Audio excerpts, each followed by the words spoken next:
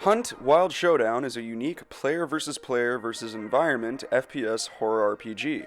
That was a mouthful. Anyways, the game is described as a survival horror bounty hunting experience set in the darkest corners of the world. It's one of those if you die you lose everything kind of games, and despite seeming outright heartless at times, it's a real treat. So, without further ado, let's get into what makes this game tick. Upon first booting up the game, you are presented with a prompt to choose your hunter. You can then jump right into an online match or training lobby if you're hesitant to really get your feet wet from the jump off.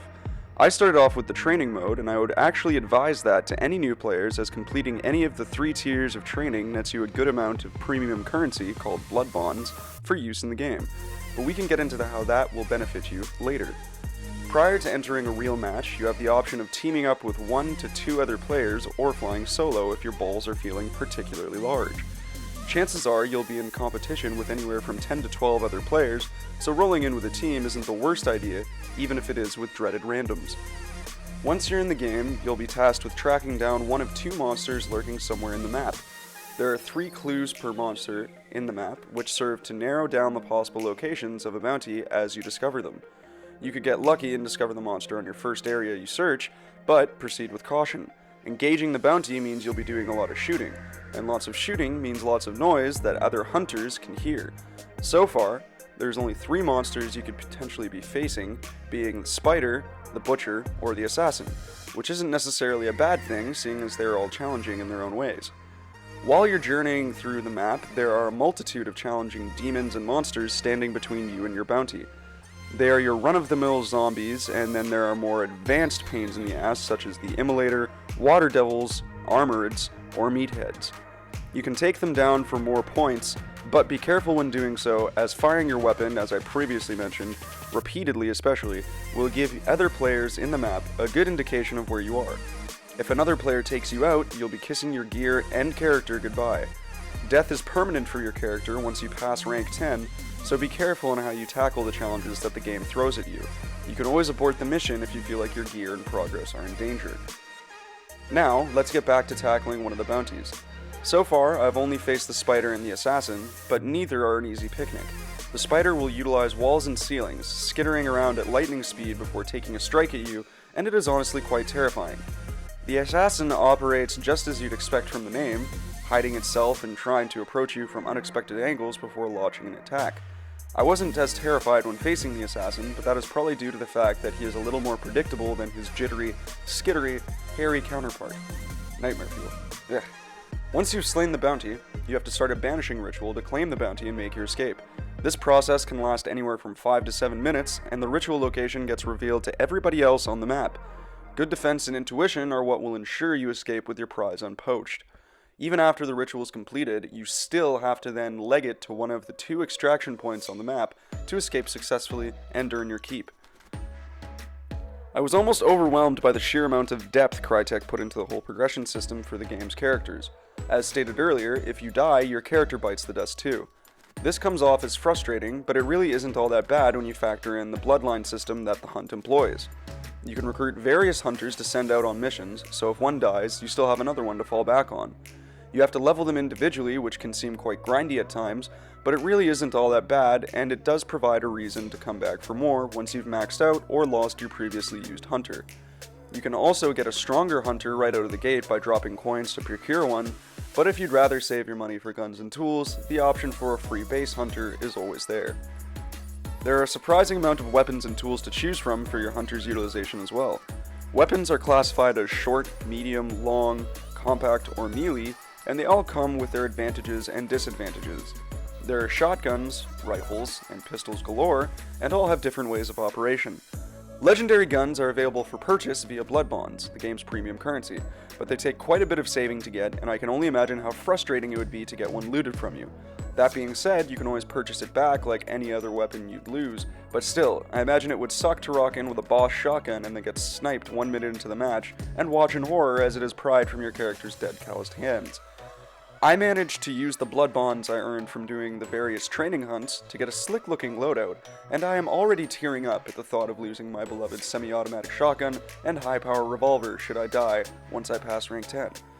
There are also your expected tools and throwables, such as health kits, flashlights, Molotov cocktails, etc. The visuals on Hunt are quite nice, which should come as no surprise seeing as it comes from the good folks at Crytek, makers of the infamous computer-burning FPS franchise, Crysis.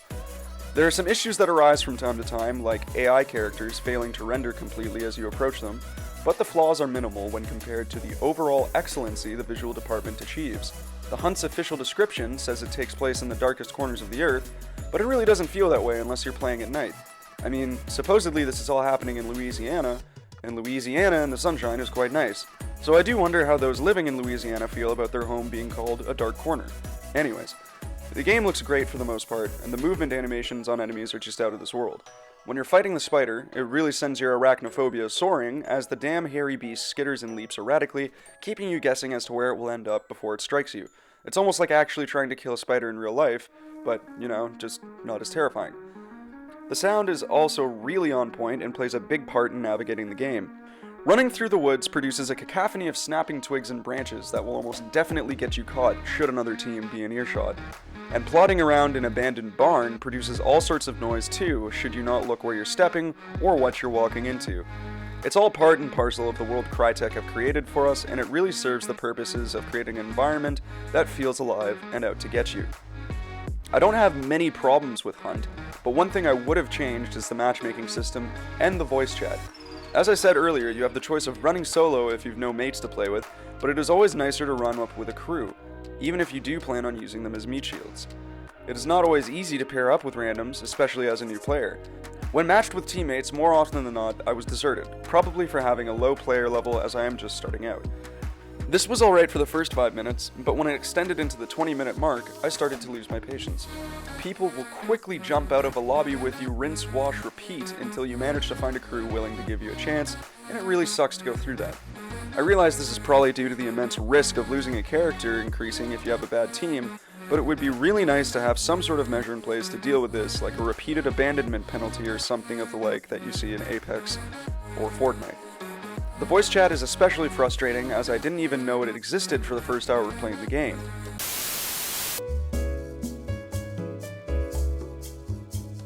If y'all don't know how to use the voice chat, it's down on the D-pad. I only just figured this out the other match. Do you hold it down? No, you just have to hit it once. Oh, can you hear me? Yep. Sweet. Yeah, it's such a bitch that they don't explain that. Yeah, I did not know. Thank you. You're welcome. Hunt is a game that has very little hand-holding and almost forces you to figure out some things yourself, which I'm totally fine with, but a little disclaimer telling you that you have to enable voice chat at the start of each match would be nice. These are small gripes when compared to everything else that works in the game, but they are gripes nonetheless and should be stated. Hunt Wild Showdown is a breath of fresh air in today's Battle Royale-soaked multiplayer market. Everyone is trying to crack the code on Fortnite's success, with new Battle Royale fads coming out each quarter, so it is nice and refreshing to be thrust into something as unique and unforgiving as the Hunt's twisted Louisiana nightmare.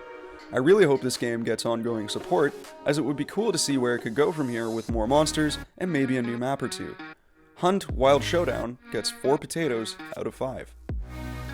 If you liked that video, be sure to like the video, actually click the button, and subscribe.